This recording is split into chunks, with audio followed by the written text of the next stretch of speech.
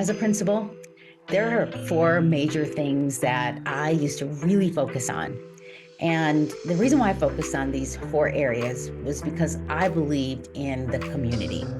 And I'm not saying you don't if you're a principal or you're a teacher or support staff or a parent, but these were some of the things that I felt were very important to me. And the reason why I think they're important was because I did a lot of surveying, a lot of talking to the community when right before the school started. Now I'm no longer a principal, well, for now. And so let me just tell you what they are. The first one was really looking at data to inform everything that we did because data tell a story.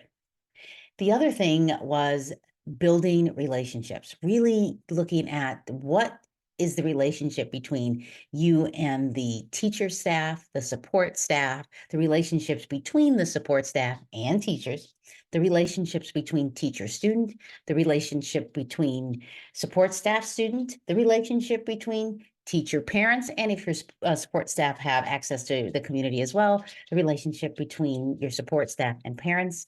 And yes, my relationship as a principal with the entire community. And then my relationship from looking at between the district and other principals. And the reason why is because we don't work in isolation. And when we do, we tend to make narratives up on our own. And if you don't have a team in whatever you do, it's really hard to move forward because you might be guessing, you might not know where to get that information from. It's hard. So when you have a team, you get the voice of the community and you get the voice of everyone because I'm not always right. And even if I have a good answer, it may not be the best answer. Even if it's a right answer, it may not be the best answer. The other thing is collective efficacy. And the reason why, and I have notes, the reason why I say collective efficacy, because you have a shared goal, objective, vision or mission. And what happens with that? You build the historical information within that community. There's a sense of resiliency and adaptability. So when I was with the school site, just under 7 years, so I'm going to claim the 7 years. And we opened the school together. And there was a moment where I was away for just a short period, maybe like 4 weeks. And parents didn't know I was gone. The teachers knew, the support staff knew, but they didn't feel like I was gone because they knew how to problem solve, critically think, and they knew how to work together as a team, which is profound. Now, parents later knew because I told the story as to why I was gone for just, again, short time, like 3, 4 weeks. Um, but that says something. When you have historical knowledge, you've built a community, there's a sense of collective efficacy, it will change everything. And then leveraging those teams, distributing the leadership roles. And I don't mean with just teachers. I mean, your support staff, they really know stuff. And typically support staff live really close to the school site. So they are really vested in the community and listening to what they have to do. And they may have skills that you don't know. And I'm going to give you an example. So we as a team opened up a STEM school, an elementary school, and we would have a STEM night. And teachers had these skills that we didn't know about. And I'd say, what are things that you do, whether it's looking at the real world, the science, and then creating something that can help influence the real world, like an engineering or the tech or the mathematics that can influence it. Well, we had a support staff that was somebody that would search for or mine for gold. And the term is leaving me for a moment, but he had all of his equipment. He would come in with big pieces of gold and would demonstrate. He was so good at it that you would have thought he was a teacher, but he was a support staff and he brought it in. He was so proud. And we gave him the ability, we got a guest support staff to cover that person's position so that this person could come in and shine. Because what it showed students was the people that you are going to school with, the teachers that that work with the support staff, that we don't work in isolation. It was just an amazing thing. The other thing is that we built our capacity up with the community. We had some parents that were stay-at-home moms or dads, or they had a skill that they realized that they would rather go into education.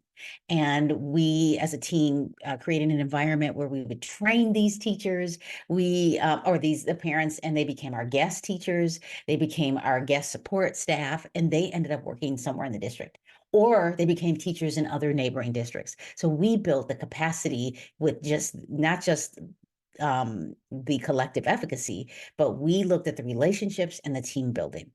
And I'm only talking about these four particular areas. There's so many influences that go into that, but these are areas that were really important to me. And if you are a principal, and I'm going to do this as a series, and I want to talk about using the data to inform what you do and not being afraid of it, even with student groups, and then diving into if there is emotions behind the data, if there are things that are happening to cause this data to look this way, and then what can we do differently as a community. And the other thing is that the relationship building, sometimes you just have to take a step back and get to know the people you work with. When you get to know the people you work with and understand their strengths, and you look at the areas that they can improve, but really hone in on those strengths, you know what you can do. You can change an entire community in the way that works best for them. Not necessarily what you can come in and just change some stuff. The other thing with that collective efficacy, when teachers, community, support staff, parents work together, student achievement goes way up. Now, I remember my mom being the president of, I call it the PTO because it was a long time ago in Illinois. Because she was a part of the community, I felt more confident in this. As a child, a student, felt like I belonged. And that is not something that all parents feel like they can just jump into. It's just who my mom was, still is. Like, she was all community, even to this day, on boards and everything. So those are things that we have to help the community, the relationships and the collective efficacy, like helping families navigate what we deem as school. And I know school has changed a little bit. How are we giving them access to school so they know how to access it from their perspective, and then giving them some guidelines? So, for example, they may not even know that suspension is an ed code, and this is why it happens. Like, teach them. And this is how you can make sure that not just avoid it, but learn how to increase your self-discipline. And then that team, again, the sustainability that you create when you create teams, and teaching and having discussions about when the team isn't working and you're just mad at each other, how can you come together and just give voice to everybody so you can move forward and forgive and move on? Because just because you forgive doesn't mean that you have to forget. You can learn from it. I believe everything is a learning experience. Indifferent, I don't like it, I can't believe this happened to me. Even that has happened to me in the past. Like, why is this happening? There's a season for everything, but everything is a learning experience, even if it feels bad. Now, we know that if you're in education, you have a bachelor's, a master's, maybe even a doctorate degree, you learned how to learn. But when you learn how to learn with other people, that is collective efficacy. So stay tuned, hang out with me.